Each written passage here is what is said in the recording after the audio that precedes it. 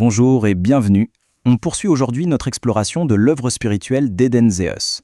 On va plonger ensemble au cœur des chapitres 3 et 4 pour décortiquer les principes fondamentaux qui, d'après l'auteur, gouvernent notre existence. Alors, quel est le programme? On va commencer par un petit rappel, histoire de se remettre dans le bain. Puis, on va attaquer le gros du sujet. La joie immobilier, dont parle le chapitre 3, le concept du jardin de la création, et surtout, les 4 lois universelles qui le régissent. Et pour finir, on verra comment tout ça se connecte à notre réalité de tous les jours. Bon, avant d'aller plus loin, revenons juste un instant en arrière. C'est important de se souvenir des bases posées dans la préface et les 2 premiers chapitres qu'on a déjà vus ensemble. En résumé, le point de départ, c'est ça. Une humanité qui a en quelque sorte oublié ses origines royales, spirituelles, et qui a mal utilisé les cadeaux qui lui avaient été faits. C'est cette toile de fond qui donne tout leur sens au chapitre qu'on aborde maintenant. Et justement, en partant de cette idée d'égarement, le chapitre 3 met le doigt sur un problème encore plus profond, qui touche au cœur même de notre expérience humaine. Voilà la question centrale que le texte nous pose. Elle est directe. Est-ce qu'on n'a pas collectivement confondu le bonheur avec autre chose? L'auteur suggère que la vraie joie, la joie pure de l'existence, n'est peut-être pas du tout là où on la cherche. En gros, au lieu de s'émerveiller de la beauté de la création, l'humanité se serait lancée dans une quête de plaisir éphémère, une sorte de défoulement un peu vain, en passant complètement à côté de l'essentiel. Ça fait réfléchir, non? Alors la question se pose, si l'humanité a pris le mauvais chemin, quel était le bon?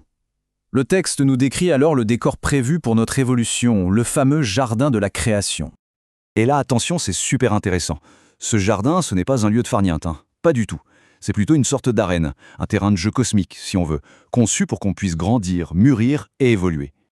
Et comme dans tout système bien fait, il y a des règles du jeu. Ce jardin cosmique n'y échappe pas. L'auteur nous en présente 4 lois fondamentales qui seraient à l'œuvre partout, tout le temps. La toute première, la plus importante, c'est la loi de l'amour. C'est simple et incroyablement profond. C'est seulement en donnant qu'on peut espérer recevoir. C'est le moteur même de l'existence, selon le texte. La deuxième, on la connaît souvent sous le nom de loi de cause à effet ou du karma. C'est la loi de réciprocité. En fait, c'est le mécanisme de feedback de l'univers. On récolte ce qu'on sème. C'est comme ça qu'on apprend. Troisième loi, celle de l'attraction des genres semblables ou des affinités. C'est un peu comme un grand tri cosmique qui fait que, qui se ressemble, s'assemble. Ça permet de créer des environnements d'évolution équilibrés et justes pour chacun. Et enfin, la loi de la pesanteur. Alors là, attention, ce n'est pas la gravité de Newton, c'est une pesanteur spirituelle. Elle définit notre poids, notre densité. Plus on est lourd spirituellement, plus on est loin de la lumière et inversement.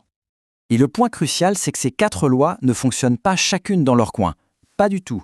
L'auteur insiste sur leur entrelacement. C'est une super image, non? Une sorte de tapisserie cosmique où chaque fil interagit avec les autres pour former le tissu de la réalité. Bon, d'accord, ces grandes lois cosmiques, c'est fascinant. Mais concrètement, pour nous, ici, sur Terre, ça veut dire quoi? Comment ça s'applique? C'est là que l'analyse devient vraiment intéressante. Le livre passe donc de l'infiniment grand à notre échelle, pour appliquer ce cadre universel à notre plan d'existence bien spécifique. Et ça, c'est tout l'objet du chapitre 4 qui s'appelle, très logiquement, la réalité terrestre. On va donc zoomer sur notre monde pour voir comment ces grandes lois s'y manifestent. Alors, finalement, à quoi servent toutes ces lois? Est-ce qu'elles sont là pour nous contraindre? Eh bien, selon le texte, c'est tout le contraire. Elles sont présentées comme une sorte de GPS pour retrouver le chemin de la vraie joie. Le chemin proposé est donc assez clair, en 3 temps. D'abord, il faut prendre conscience de ces lois, les reconnaître. Ensuite, comprendre leur but, qui est de nous aider à évoluer, pas de nous punir. Et enfin, apprendre à observer leurs effets pour s'aligner avec elles.